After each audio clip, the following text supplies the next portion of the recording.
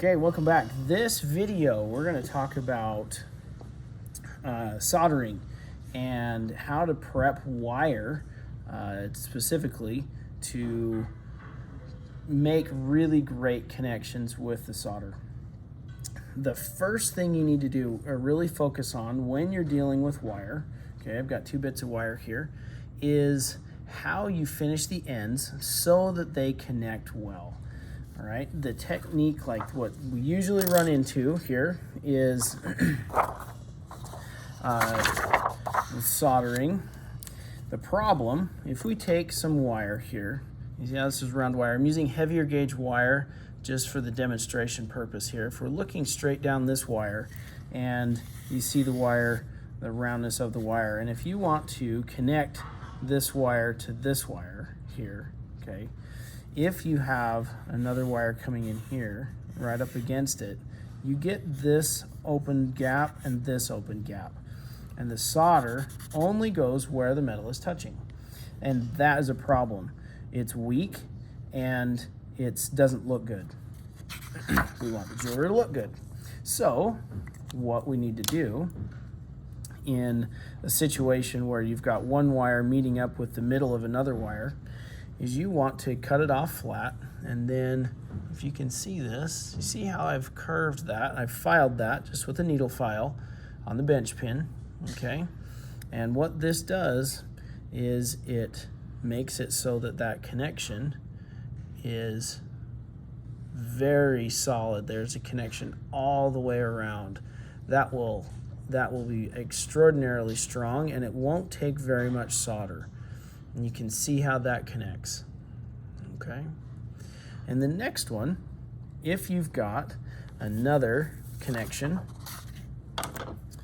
where you need to make a corner, say a right angle, and you've got the end of a wire here, don't put your wire here as you run into this problem again. This, to get a nice sharp corner, what you want to do is file both ends so they're on a 45-degree angle. So just like this. And this looks like this. We've got one filed there and another filed here, and they come together just like that. Okay? And that's good. Okay, everyone, the pickle. This is sulfuric acid, and it is not diluted. It is really pretty strong. Some of you I've seen, will take your metal, here's my little bits of copper here, put it in the basket, in it goes, you let it sit in there, just as you're supposed to, but then, either with the basket or just throwing it in there, if you're not putting it in the basket, you're skipping the copper tongs. This is an acid and it will burn your skin. Worst case scenario, you touch this with your fingers and then touch your face or your eyes or someplace that's very difficult to get clean. So leave your metal in the pickle for 60 to 90 seconds is all it needs, okay? And then what you're gonna do, take this out, kind of tap it off so that it doesn't drip everywhere, bring it over to the sink, you can rinse it off, or come in here, pick it up with the copper tongs and rinse it off in here. Either way is totally good, okay? Then, at this point, I have to think for a second. Where am I soldering this, okay? And with these bits, like this piece here, I can grab here because I know I'm not gonna solder there, okay? So I can set that aside. These pieces, I'm gonna solder the ends so I can touch the middle. But don't touch, like this end here where we're gonna solder to the ends here, we don't wanna touch there. These ones where we're soldering the ends, I don't wanna touch there because my fingers put oil back on these pieces of metal, and that undoes what the pickle is there for. It's to degrease. It's to take all the oils off of from your skin and off the metal. So we grab these where we need them, and they're clean and we can touch them as long as we're not touching the ends where they're going to be soldered. the next step here. I need to talk to everyone about our different temperatures, or sometimes we'll refer to them as densities. The jeweler supply company that I buy these from refers to them as densities. But they deal with temperature. Hard being the hardest to melt, and extra easy being the easiest in this order. And what's important to understand is these little chips that are in here, some of you have used them already. Okay, these chips are silver, and we buy them by weight. And that is important to understand, so don't spill them. Here's some rules. If you're using hard solder, that's the only cup that's open, okay? And if you need to move to a different temperature, then you close this one and you open the next one. Next question here would be, how do I get that out onto my metal? Well, there's these lovely little tweezers, and what you need to understand is these little protective bits make our tweezers last a lot longer. And there's some rules here. These little protective bits, you can kind of stack these together so they stay together. Don't jam it clear down in there. But these plastic bits need to stay on my bench in the classroom area so that they don't go in the solder room and don't get melted, because everything that goes in the solder room gets burnt or melted. It just happens. Same thing here. We don't take tools into the solder room because they get melted, and we don't need that, nor does it help make the tools last as long as possible. These tweezers, let's talk more about these. They don't touch heat at all. Now there's multiple ways you can find heat, certainly with the torch. Now these, if you can see it, have been burned. Somebody broke the rules. What happens is that we heat this up, and these little tiny thin pieces of steel, they get soft, and it makes it so they don't work anymore, which is a bummer. These tweezers are meant to get in here and hold and pick up the little bits of solder, okay? And then you can take these out and pick them up and place them where you need to with your different soldering techniques, which we'll talk about next. Okay, welcome to the soldering station, and right here is a couple things I want to go over real quick. This is our new flux. It is designed specifically for silver, but it works well with other metals as well. We talked a little bit about the solder containers, and we talked about the temperatures needed, that this is a higher temperature, this is a lower temperature, easier to melt, harder to melt. When you get this solder out of these containers, remember, we don't open any of these but the one we're using, but also we have to be careful not to spill. It's hard to pick up in the camera, but there are little bits of solder all over on these fire bricks. And once they're spilled, or once you've dropped them here, they're unusable. Don't put them back in here, even if you are mostly sure that the temperature it goes in here. We don't want to have accidentally a piece of easy in the hard container and have somebody need to have hard solder and it really is easy. So there's a real important element to avoiding cross-contamination. So we don't want to spill in the first place, but we also don't want to put it back in the container. All right.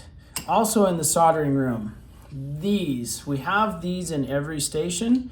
This is what's called a third hand, and it is meant to hold material that you're soldering, and this is more than welcome to take the heat. It works well. Here's the rules.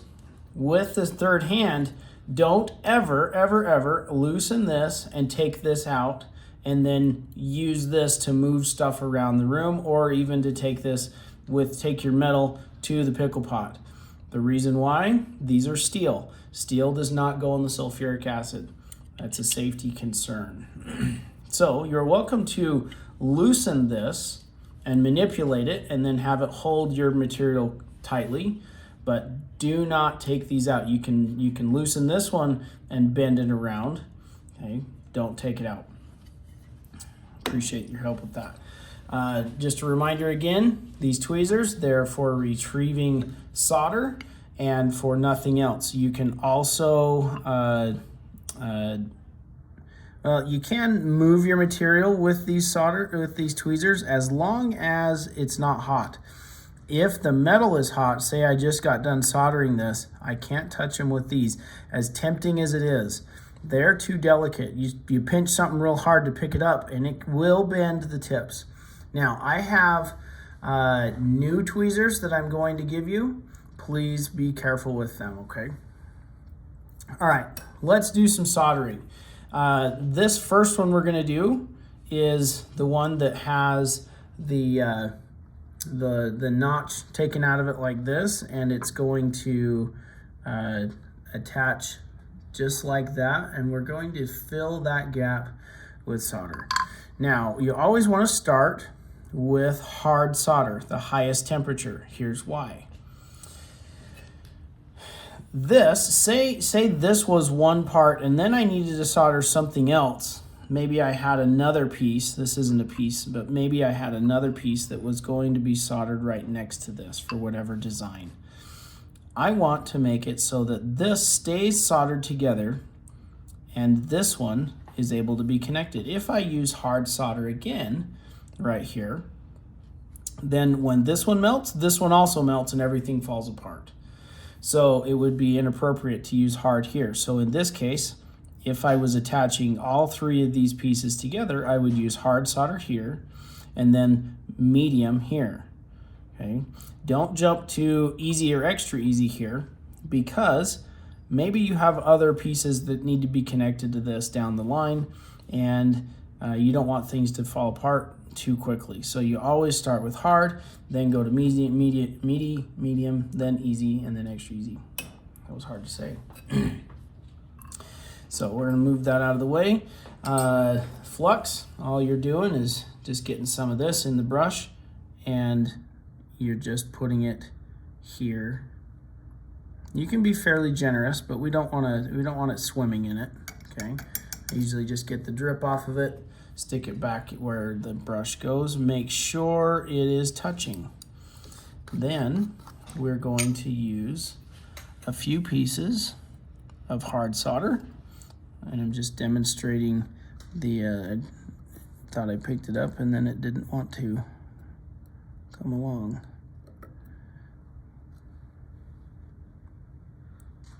And you don't want to, now you can stack the solder right on here, just like this, like I'm doing. And this is the first technique I'm going to show you.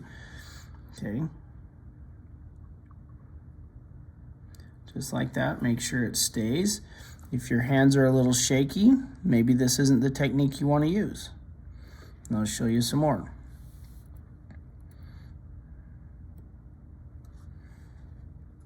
So we get a few pieces on here and then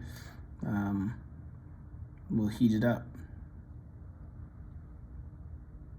So I think I've got 4 pieces there. I just want to make double sure that it is in contact there. Now we're going to light the torch. This is a Smith torch and it uses acetylene and air. The air is pulled through these little holes on the torch tip here and we can change this out. I'm actually going to use the bigger torch tip because this is a little bit bigger piece of metal. This is the number 1 bit. So again, if you are unfamiliar, there's a little rubber gasket right in here. Just gently push it in here like that. And just finger tight is all it needs. Now, the flux that I've put in here does have moisture in it, probably some water, and what's going to happen as I heat this is it's going to boil that moisture, that water, and it can throw your solder pieces all over the place. So as we heat this, we're going to zoom in tight and we are going to just gently warm it up. This is a new solder block and we're gonna burn it a little bit, and that's okay. But I'm just heating it up, and I move my torch out of the way until it accepts that heat.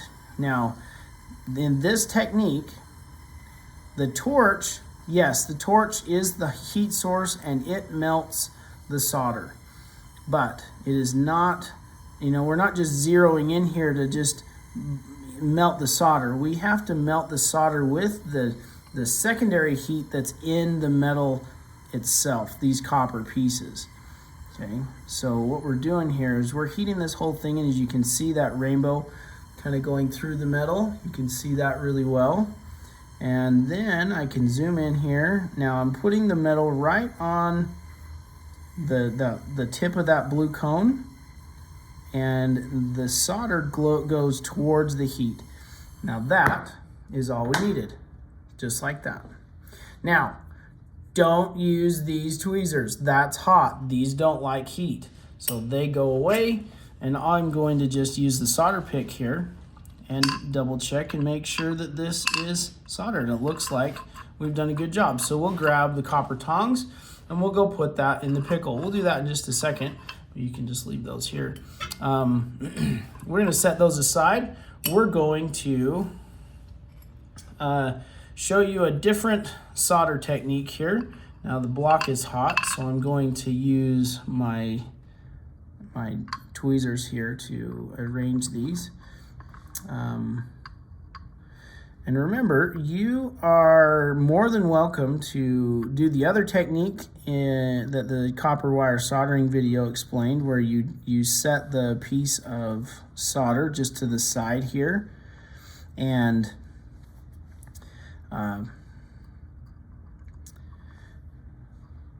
pick it up with the solder pick. That totally works. I'm going to show you, I'll demo that again right here, just so that you can see it. Okay, we got those together, and get the flux right here like that. Use hard solder again.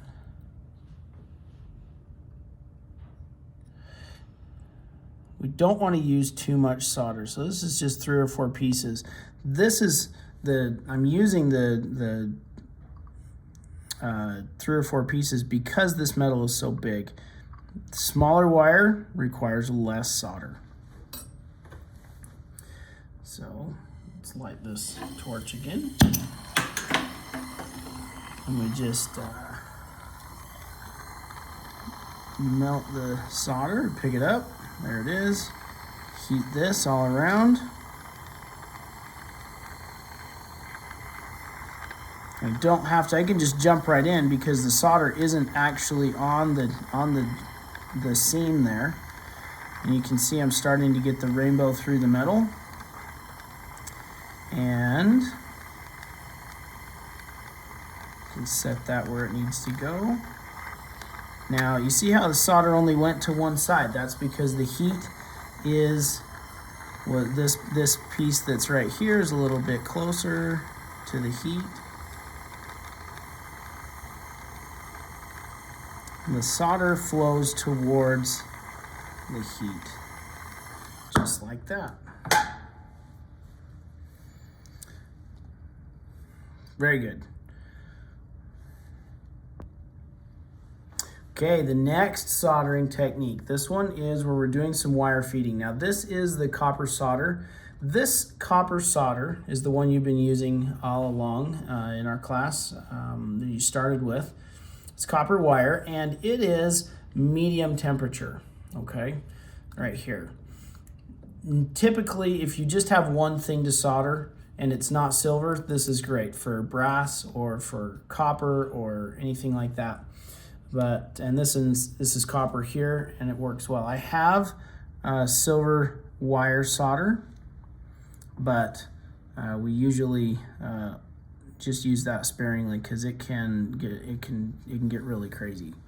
So here, this is a twist, and I'm going to solder this whole twist together, and it would normally take forever to get all of these solder chips lined up inside all these. It can take, sometimes 10-15 minutes if you've got too much time. So what I'm going to do is I'm going to heat this.